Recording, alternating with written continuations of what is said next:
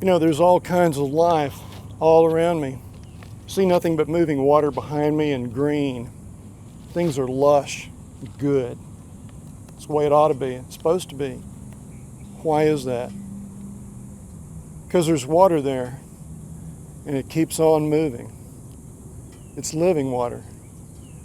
It doesn't stay in one place and then get stagnant and then ultimately just dry up and go away.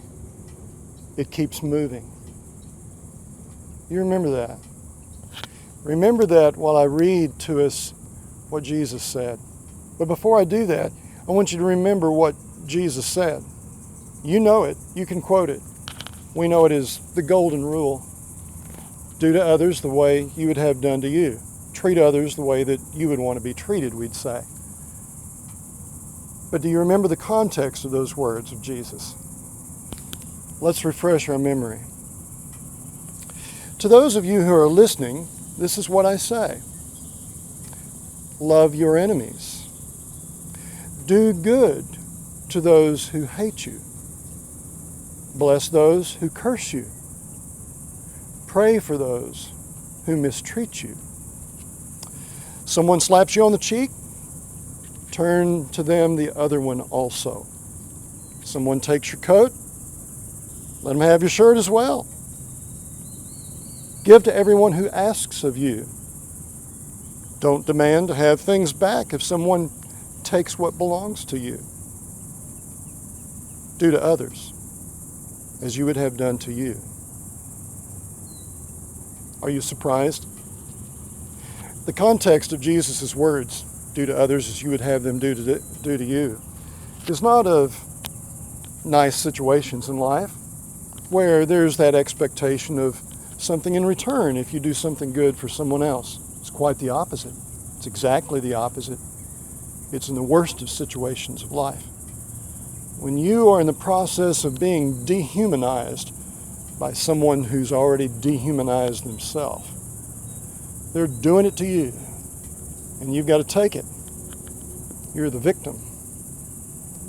And Jesus says, when you find yourself in those shoes, because you are a follower of me, remember you're not a victim. Oh, you're a victim, but you're not a victim only. You're vital. You have in that moment the chance to give life, to be life-giving, to make things the way they ought to be. You know, anybody in the world can live by the world's rules. Most people do. You do something to me, I'm going to give it right back to you, and worse. You only devolve by doing that. You devalue, you degenerate. You only become worse. The spiral is only downward into the depths, down into the abyss. Jesus says we've got to break that spiral of degradation and violence. We've got to put an end to those things that breed hate within us. You follow me in my way, and I'll show you, not merely tell you how to live it. Jesus lived these words he taught.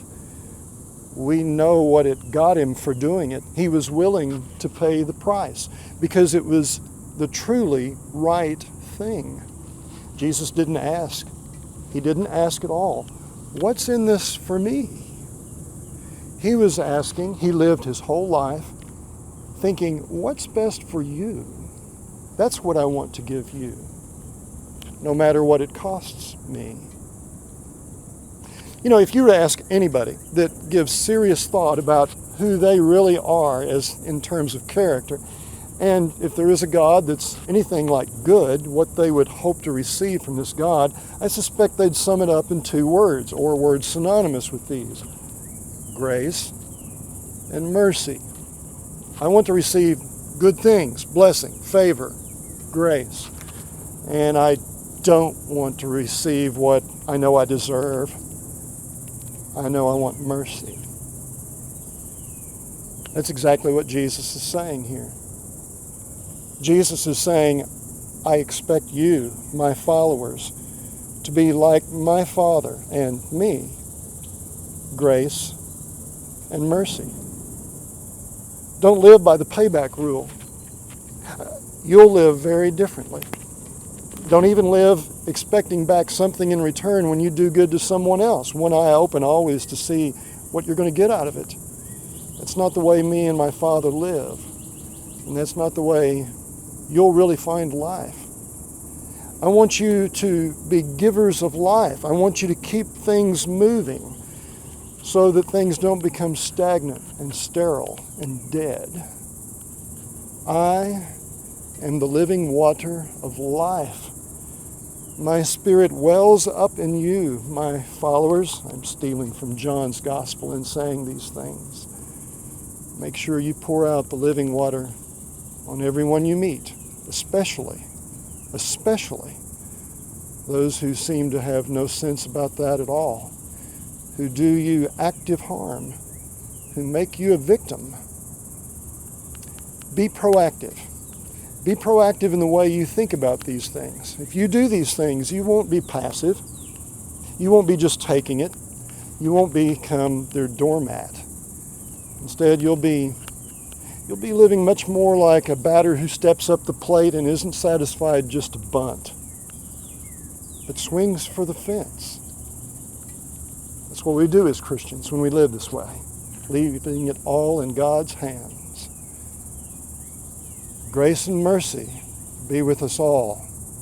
Grace and peace.